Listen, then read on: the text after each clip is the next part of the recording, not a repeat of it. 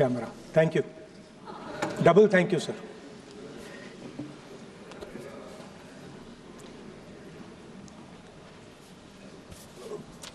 I heard the President's address.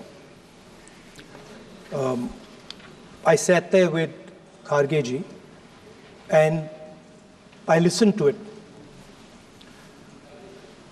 And I must say, I struggled through the President's address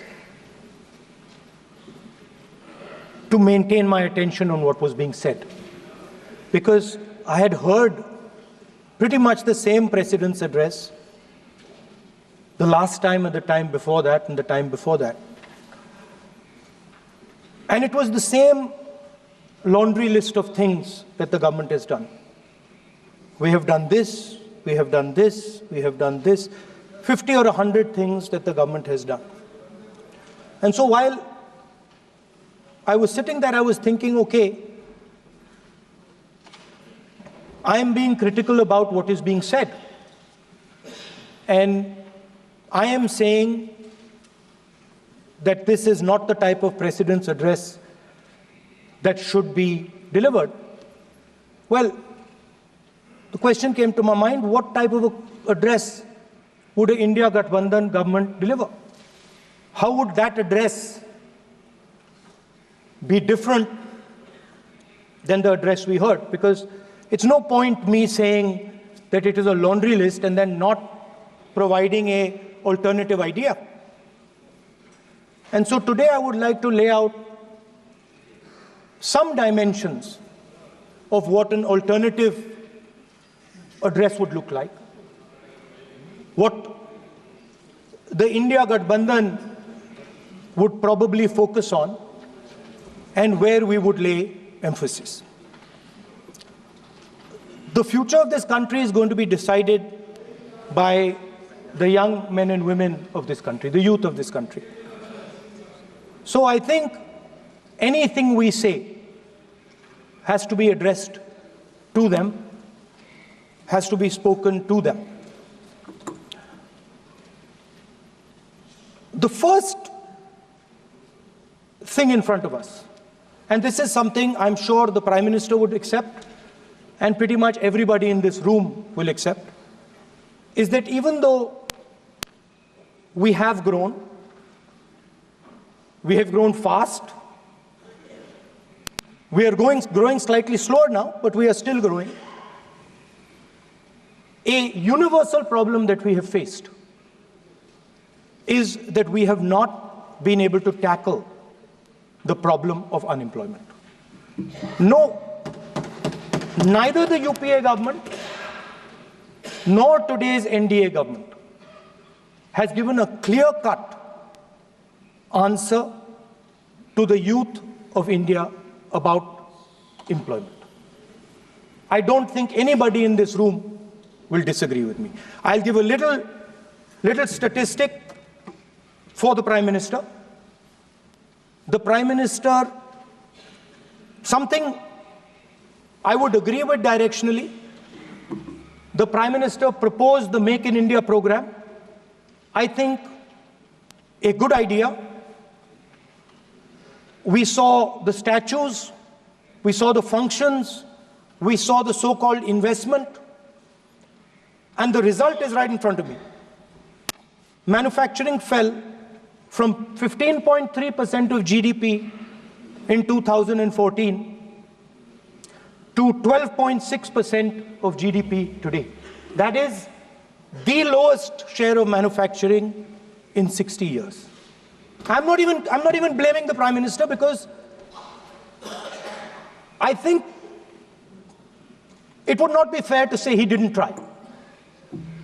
I could say that the Prime Minister tried, and I think conceptually Make in India was a good idea, but it's pretty clear that he failed, because manufacturing went from 15.3% of GDP to 12.6%.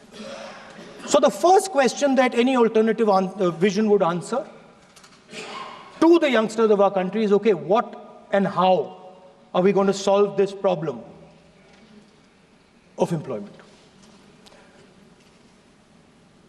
Any any country basically organizes two things. You can organize consumption, and then you can organize production. Modern way of saying organizing consumption is services. Modern way of saying organizing production is manufacturing. But there is more to production than simply manufacturing. For example, agriculture also is about production. Now, pretty much every government since 1990 has done a decent job on consumption, on organizing consumption. Which are the companies that organize consumption? Uber organizes consumption.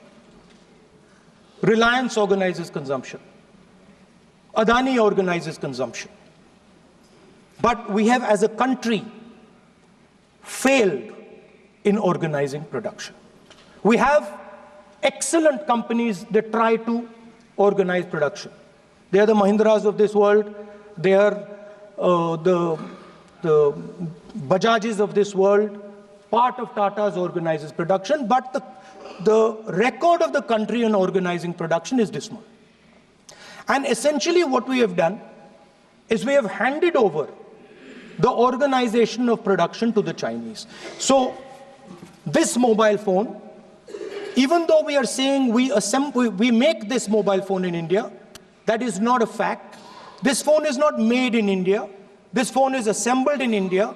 All the components of this phone are made in China. The network that has produced this phone is made in China, is owned by China.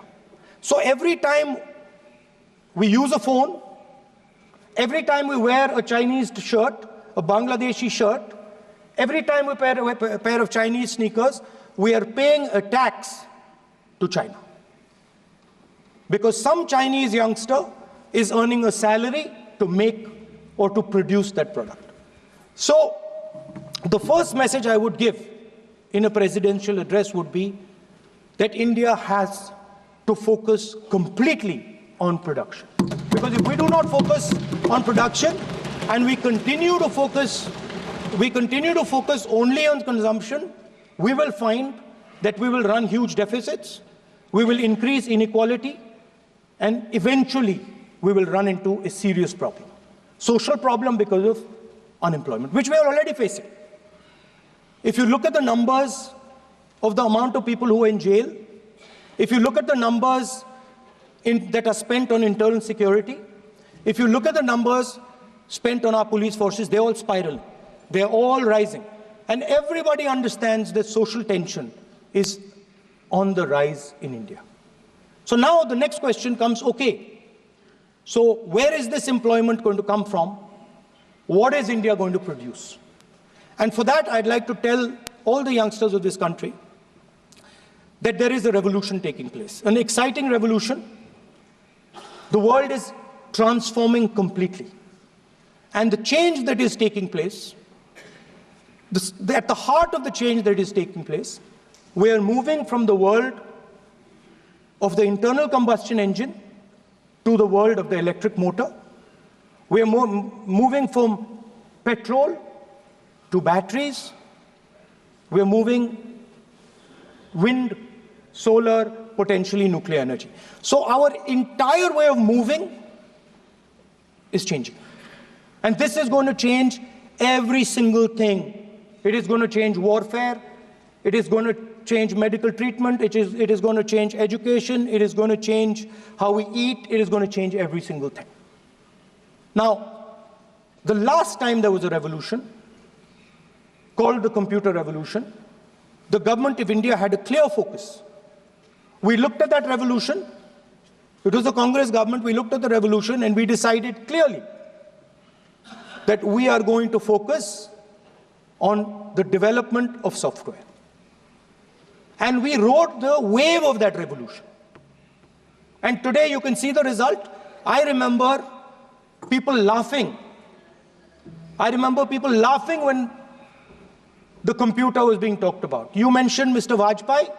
I respect Mr. Vajpayee, but Mr. Vajpayee gave a speech saying that computers are of no consequence to India. So, what is important when there is a revolution? What is important is that you understand What are the drivers of that revolution, and where exactly do you need to focus? Where exactly do you need to sit in that revolution? I said that this revolution is going to change everything. And I want the youngsters in this country to think about it. There is a war going on in Ukraine. The war in Ukraine is actually a war between the internal combustion engine and the motor, the electric motor. The electric motor is inside the drone, the engine is inside the tank. And if you look at what is going on in Ukraine, the tanks are dying by the thousands. And small little drones with electric motors, small batteries, not much bigger than that, are destroying the entire tank artillery infrastructure of both Ukraine and Russia. So the drone is the electric motor. The drone is the battery. The drone also needs to see. So the drone is a camera.